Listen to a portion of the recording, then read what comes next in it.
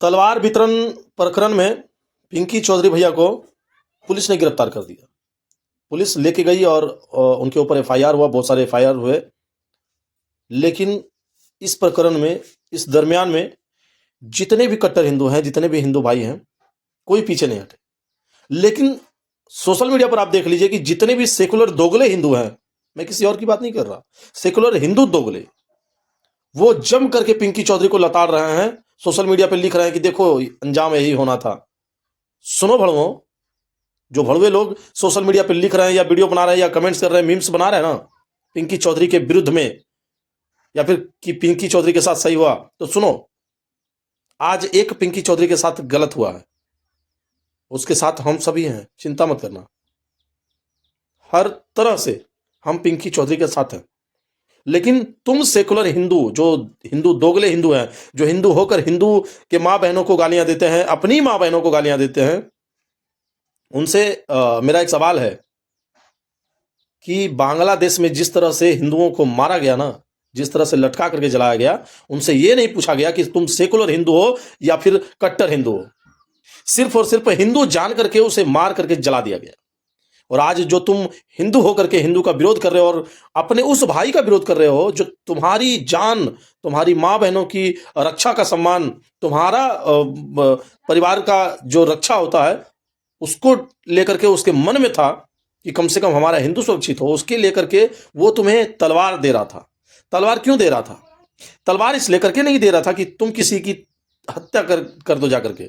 वो तलवार लेकर के तुम किसी को मार दो, तुम किसी से किसी का बदला ले लो, किसी से दुश्मनी उठा लो, या फिर किसी से दुश्मनी जो पुरानी थी उसको खत्म करो। ऐसा कुछ नहीं था। पिंकी चौधरी की मंशा थी कि हम अपने हिंदू भाइयों को शस्त्र देंगे और शस्त्र से अपने माँ बहनों की रक्षा, स्वयं की रक्षा उन लव जिहादियों से, उन जिहादियों से, उन बम जिहादियों से, उन मानव जिहादियों से करेगा जो हमारे देश के लिए, हमारे माँ बहनों के लिए, हमारे लिए खतरा बन बैठा है।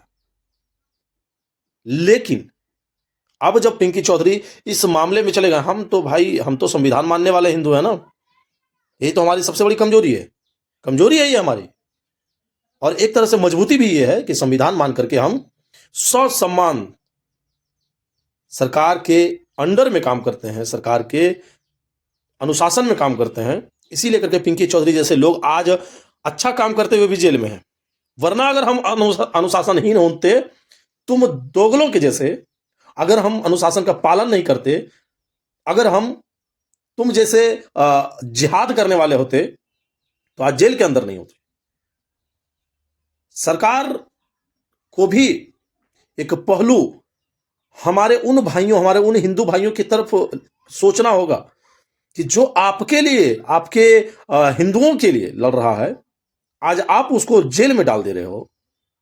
जो हमारी लड़ाई लड़ रहा है, आपकी लड़ाई लड़ रहा है, पूरे हिंदुत्व के लिए लड़ाई लड़ रहा है, सनातन के लिए लड़ाई लड़ रहा है, उसे आप जेल में डाल दे रहे हो। चिंता मत कीजिएगा, हमारे भाइयों का हौसला हम टूटने नहीं देंगे, हमारे भाइयों का हौसला हम बुलंद रखेंगे। अभी देख लीजिए ना, जितना भी लव जिहाद, जितना भी जिहाद, जितना भी जो भी होता है, वो सिर्फ और सिर्फ उन सेकुलर दोगले हिंदुओं के घरों में होता है, उनके घर वालों के साथ होता है, जो अपने आप को सेकुलर बताते हैं, अपने आप को भाईचारा के सूत्र में बांधते फिरते हैं।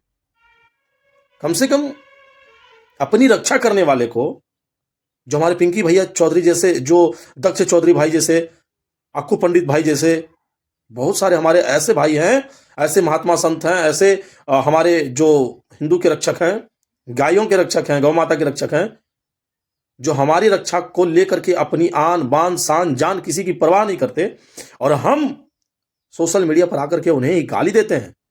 लानत है ऐसे सेकुलर हिंदुओं पर, ऐसे दोगले हिंदुओं पर, जो हिंदू तो हैं लेकिन नस्ल उनकी हिंदू की नहीं है, पैदाइश उनकी हिंदू की नहीं है। जय हिंद, जय भारत, जय गौ माता।